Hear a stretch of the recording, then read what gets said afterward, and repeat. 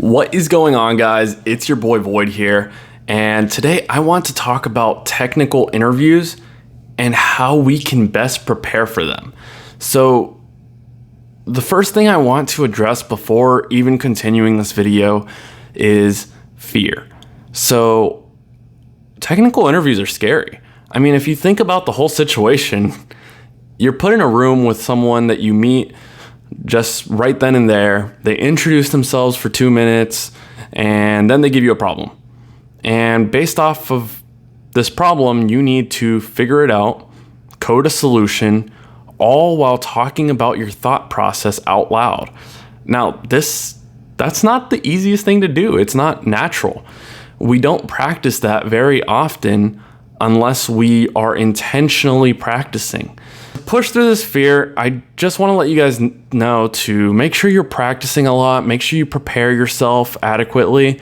That way you can calm down your nerves at least a little bit. It's a scary process, but it can help you out so much in the long run. Everyone experiences this fear in interviewing. Don't let that hinder you or your career. So the second thing I want to talk about is resources. I think when it comes to resources, there are really 3 types of people. The first type of person is the person who they like to go over and read their old textbooks from like maybe classes, like algorithms. That way they can conceptually understand certain algorithms or understand how libraries do certain things or implement certain things. And while this is good to know some concepts and some library calls and how they're implemented, I don't think it's the most practical way of studying. Maybe for some companies it is, but I would say in general for most companies, you should be doing more practice problems as opposed to more conceptual practicing. The second type of person is the person who likes physical books. They like hardcover, cracking the coding interview style books. And that's a really great resource because it has both a holistic approach to the interviewing process as well as tons of practice problems. Now, I do think cracking the coding interview is a really good place to start because I don't feel like the problems, or at least most of the problems, are terribly difficult, but some of them are.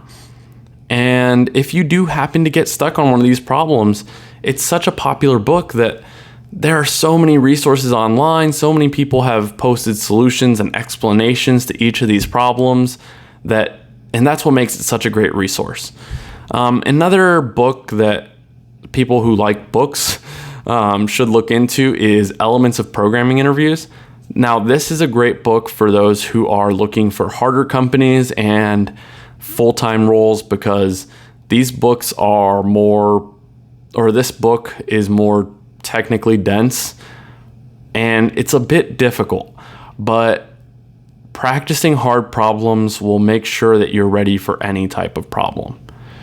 The third type of person is the person who likes to use online resources, and the best resource I've found is LeetCode.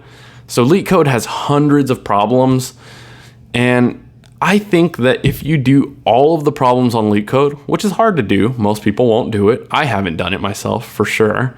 But if you did all the problems, I think you could get a job anywhere. The reason being is that I have found that all problems are a variation of each other. And once you've done such a wide breadth of problems, you're going to be able to solve most problems that come your way. As for like LeetCode Premium, I don't think that's necessary. While it is nice to be able to access like question banks for specific companies that you might have interviews coming up with, I don't think that's important because typically these questions are outdated, or you just don't need to spend the money because once you've studied enough and you have prepared enough, you are able to solve these problems faster because you've already seen some variation of it. And that is really the most useful thing about LeetCode. Now, I will say that if you are one of the first 2 methods, you like books and you don't usually use online platforms to practice, make sure you get a little bit of online practice in, especially now amidst the pandemic. All the companies are interviewing online. A lot of companies have started sending out hacker rank tests and code signals and coding challenges. And for me, at least, whenever I do a coding challenge, I always find that if I had 1 extra minute, I would have passed so many more test cases, or at least a few more test cases, because it's always such a close race against the timer. So make sure you're comfortable with your laptop, computer, whatever you're using for these interviews. Whenever you're practicing, you want to practice how you are going to interview. So the third thing I want to talk about is mock interviews. Now, going back to point number 1, which was fear, mock interviews can simulate actual interviews because, one, you have a person right there in front of you who can have a discussion with you about the problem, who can question your logic if you don't explain it well enough, and they can give you live feedback, which is incredibly useful. We usually don't get that during actual interviews. And a little pro tip, whenever you choose to mock interview with someone, make sure, or at least try it out, try to mock interview with someone who you think is particularly smart. Now, the reason to this being, it's kind of a psychological thing. If you perceive someone as smart or smarter than you are most likely going to become nervous whenever they're watching over you, doing a problem.